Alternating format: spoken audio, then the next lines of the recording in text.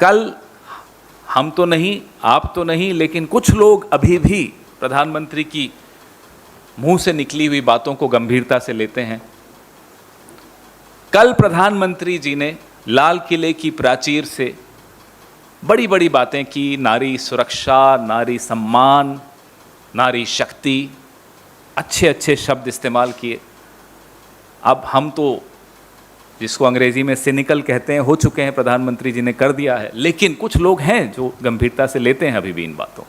कुछ घंटों के बाद गुजरात सरकार ने एक ऐसा निर्णय लिया जो अप्रत्याशित था, जो कभी नहीं हुआ। रेप कन्विक्ट्स, बलात्कार के अभियुक्त, दोषी नहीं, वो तो आरोपी होता है, अभियुक्त, दे वर कन्विक्टेड, उनको आपने रिहा कर दिया कि 14 साल हो गए हैं, इनका कंडक्ट अच्छा है जेल में, और नेचर ऑफ क्राइम, ये 3 पैरामीटर्स, ये 3 मापदंड गुजरात के एडिशनल चीफ सेक्रेटरी जो गृह विभाग देखते हैं, उन्होंने कहा कल कि 14 साल कंप्लीट हो गए हैं और उनकी उम्र, नेचर ऑफ क्राइम और बिहेवियर इन प्रिजन, यह देखते हुए यह निर्णय लिया गया। नेचर ऑफ क्राइम पर ही अगर हम अपनी बात को रखें सीमित, तो क्या बलात्कार उस कैटेगरी में नहीं आता, उस श्रेणी में नहीं आता जिसमें कड़ी से कड़ी सजा मिले उनको? जितनी कड़ी सजा हो उतनी कम मानी जाती है।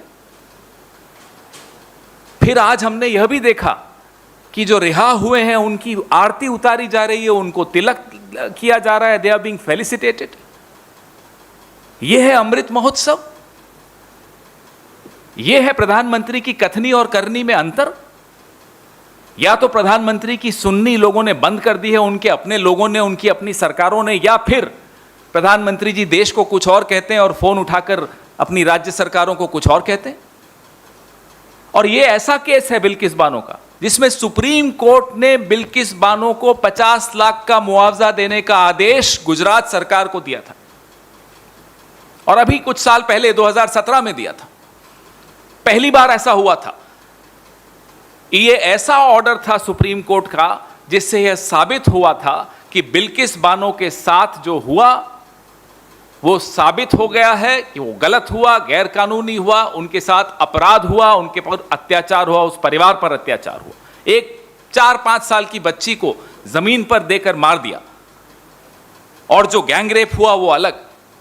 उसके बाद प्रधानमंत्री जी की हिम्मत कैसे होती है कि लाल किले पर खड़े होकर इस तरह की बातें करें? अब तो हैरानी भी नहीं होती, लेकिन फिर भी कुछ ना कुछ ये ऐसा रोज कर देते हैं जो चौंका देता है, जो और दुखी कर देता है, और विश्वास लोगों का सरकारों पर से खत्म कर देता है। कांग्रेस पार्टी प्रधानमंत्री नरेंद्र मोदी जी से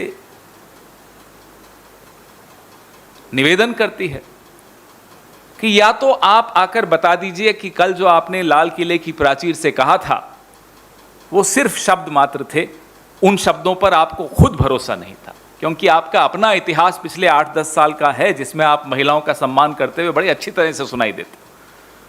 वो 50 करोड़ की गर्लफ्रेंड बोलना हो, कांग्रेस की विधवा बोलना हो, जर्सी गाय बोलना हो, शुपनखा बोलना हो एक महिला सांसद को, ये तमाम शब्द आप ही के हैं। तो will the real Narendra Modi stand up please? असली नरेंद्र मोदी कौन है? जो लाल किले की प्राचीर से आकर झूठ परोसते हैं, या जो अपनी ही गुजरात सरकार से बलात्कार के अभियुक्तों को रिहाई का आदेश दिलवाते हैं? कांग्रेस पार्टी और यह देश जानना चाहता है।